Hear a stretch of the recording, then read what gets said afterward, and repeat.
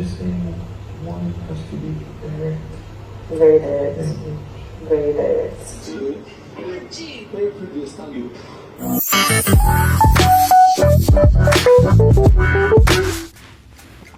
Okay. Flirters alert. Listen, guys. Apparently, there's something fishy going on in the Shine Your Eyes mansion with regards to a certain person flirting with the ladies, trying to try his luck, just catching crews mainly. Listen, guys, I'm going to be revealing all the details of that on this particular episode of Frantic Speaking with Bbnaija, so you need to watch to the end of this video without skipping one bit. Okay, let's start. So before I continue, I have a question of the video. Is Pere the new Playboy of the Shine Your Eyes mansion? For those of you who must have seen something, please let me know in the comment section below, because hey, my mind, my antennas, they're just ringing. Ding, ding, ding, ding, ding, ding, ding. Yes. Glory, glory, glory, something is happening. This guy is doing stuff. Blah, blah, blah, blah, guys. My eyes are blinking. But let me know your thoughts in the comment section below. So, our brother Pere has been busy doing the Lord's work. Yes, if you know what I mean. 2 nights ago, yes, Beatrice, who usually would be very, very quiet and observant in the house, decided to come out of her shell by sharing stories of her failed marriage with some of the rest of the Shine Your Eyes housemates at the kitchen area. It was very, very touching, although I was kind of disturbed as to how she shared the story. But then I have to say, hey, it's our own story, so everybody has a right to share their stories the way they want. So according to her, she talked about how she got married at a very, very early age. I think when she was like maybe 17 or 18. I can't really remember the age. And the person she got married to was kind of overly protective. She went through emotional abuse, mental abuse, not necessarily physical abuse. But the man really, really wanted her to shrink, you know, so that, you know, she would not be promiscuous. The man wanted a praying housewife, and she wanted to go to school and have a business of her own. But the man literally ripped her off all her freedom, all her liberties, just to ensure that he trapped her in the marriage. So according to her, they separated, and even as she is in the lockdown, or rather, sorry, I don't know why I missed the lockdown, but even as she is on Big Brother show this season, the man is not aware, he does not care, she has a child. He shared all of that story, and she kind of invested or drew from the emotional bank of the rest of the housemates, because they felt sorry for her, because they were like, wow, you look so strong, you look so energetic, one would never know that you've actually been through all of this. So they encouraged her and whatnot. So while she was talking, Pere was lurking around or hanging around, and then much later, after the crowd that were listening to her story had dispersed, she and Pere, they were having a private conversation about what she had been through at the dining area. Guys, that was where Pere started doing the Lord's work. You know, this kind of men that will ask you questions about your life, your past, your background. They will tell you, oh, let me be your listening ear, let me be the shoulder you lean on. Guys, that was exactly what Pere was doing. So Pere paid attention to Beatrice's talk. And you know, there's one thing about Pere, I don't know, for those of you who have been watching, there's something about Pere when he's having a conversation with the females, especially in the Shine Your Eyes mansion, when they are pouring out their hearts to him. He's a very, very good, should I say, listener.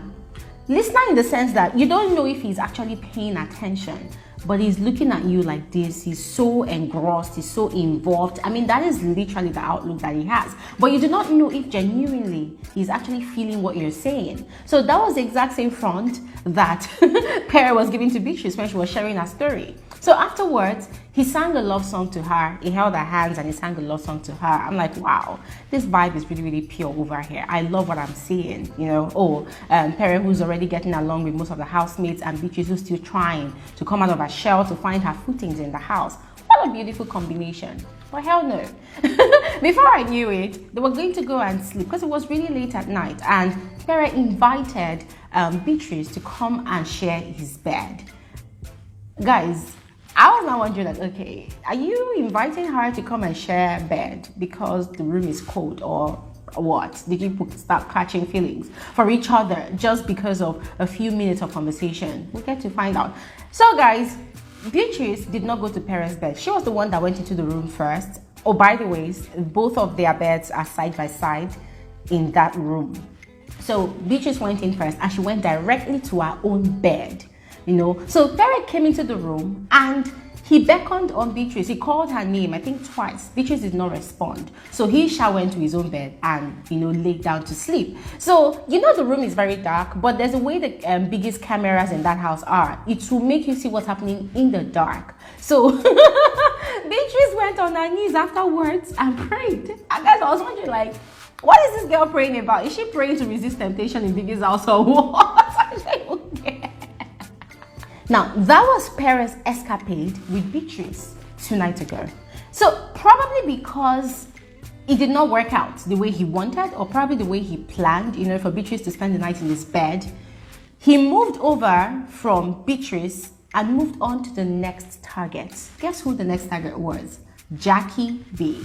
Pere spent the whole of yesterday toasting, razzling, chiking Jackie B. For those of you that don't understand that slang, Pere spent the whole of yesterday making advances, professing his intentions, professing love, flirting openly with Jackie B. And girl, I wasn't surprised.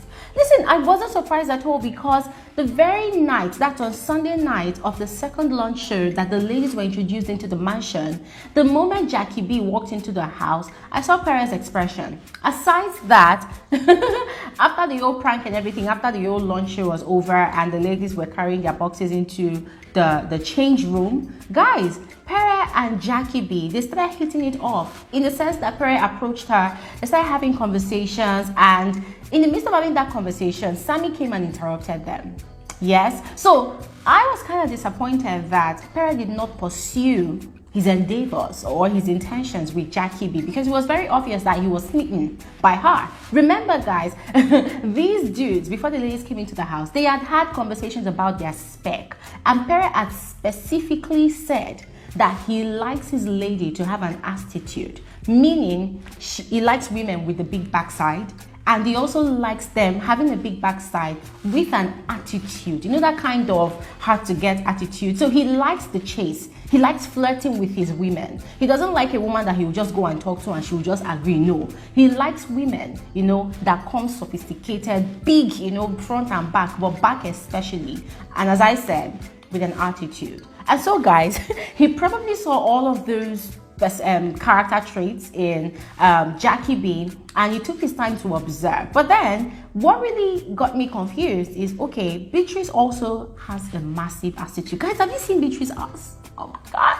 I mean, yeah, Beatrice has a massive attitude, and that ass looks like someone that has invested years of working out on that body. She has a gym body, a banging body. Gosh, you know, so it just made everything click together, that okay, yeah, something behind this lady's future, or maybe their past, is drawing this guy close to, like it's drawing him, you know. And so he spent the whole of yesterday having conversations with Jackie B. And guess what, guys? Every single question he was asking her was about her past, about her previous relationships, about if she's ready to go into another relationship, and if she's ready to find love, go into love, blah, blah, blah. And then Jackie B, of course, confessed that she's ready to find love, you know. However, she is not the sort of woman that loves to be flirted with. Yes, and I love the fact that she said that plainly and directly. So Jackie B responded to Pere over and over again that she's the sort of woman that loves labels, meaning if she's with a man, they need to define their relationship. She's not the sort of person that wants to be in a relationship where the guy will say, oh, let's go with the flow, let's see how it goes. She said, nah, that for her, that's time wastage. So for her, she prefers relationships with a label.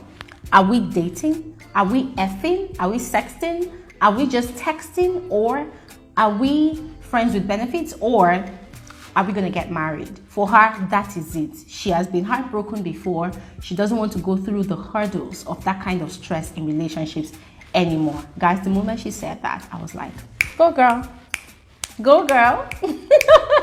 That is the spirit. Yes. Lay your terms. In the midst of all that conversation, guys, it was very, very obvious that Pere was disappointed, because for him, he loves the flirting process, you know, before getting a woman. I feel like that's what makes him feel like a full-blown man. I don't even understand what it is with men and flirting. No offense to all the amazing FSWG male folks on my channel. No, guys, some men, that's what I'm talking about.